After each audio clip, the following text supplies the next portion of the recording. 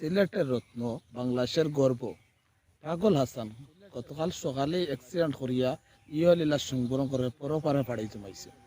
যে তিনি পরপারে ফাড়ি জমাইল তেন রাখিয়া গেছেন তান কীর্তিগুলা। কারণ আমরা জানি মানুষ বাঁচে তার কর্মের মধ্যে, বয়সের মধ্যে নাই।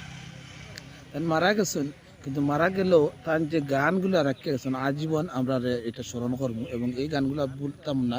এবং এই গানগুলা যখন মনে করবো তখন আমরা পাগল আছেন আমরা সাথে আছেন, এটা আমরা চিন্তা করবো।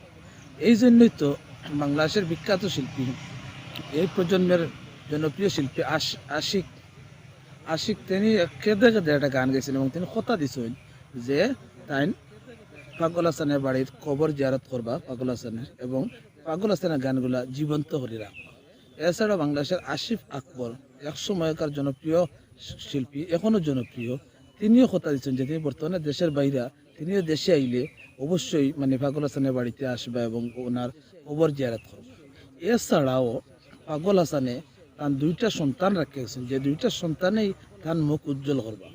একটা সন্তান পাগল হাসান একজন শিল্পী হইলে, কণ্ঠশিল্পী হইলেও, আর একটা সন্তানরে তাই অবশ্য কোরআনের হাফেজ তৈরি করবা। আর একটা সন্তানরে তাই সন্তানের মানে বলছেন যে মানে ওনার বাবার মতো তিনিও একজন শিল্পী হতে চান।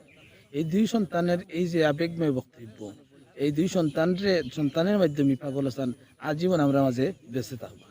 এছাড়াও জনপ্রিয় সিলেটের নাট্যশিল্পী কাট্টুশালী রাসেল আহমেদ কাট্টুশালী, উনিও মানে পাগল হাসানের জন্য অনেক দুঃখ বোধ করেছেন এবং দেশের বাইরে তাকে তিনিও জানাজা শরীক হতে পারেন না।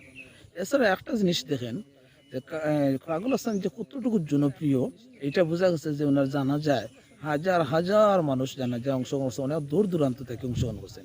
পাগল হাসানের সিলেট একটা প্রোগ্রাম করিয়ে একটা গান গাইছেন যে ও আল্লাহ আমি এক পাপিষ্ঠ বান্দা।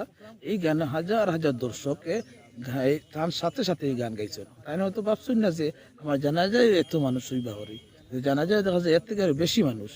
এই ধরনের জনপ্রিয় একজন কণ্ঠশিল্পী পাগল হাসান অকাল প্রয়াণ ঘটছে আর কি। এটা খুবই দুঃখজনক, কিন্তু বিদায় তো মর্মান্তিক বিদায়, এটা আমরা একটা কষ্ট দেয় কিন্তু পীড়া দেয়, কিন্তু এটার পিছনে আমরা কোনো হাত থাকে না এবং সৃষ্টিকর্তার ডিরেক্ট হাত থাকে।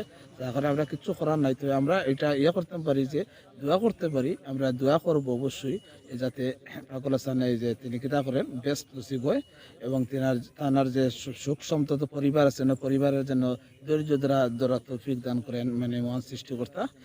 তাছাড়াও পাগল হাসান আমাদেরকে যে জনপ্রিয় অনেকগুলো গান গাইছেন, যে গানগুলো ওনার সাথে মিলে গেছে একটা গান গেছেন যে মইরা গেলে কদর বেড়ে যায়।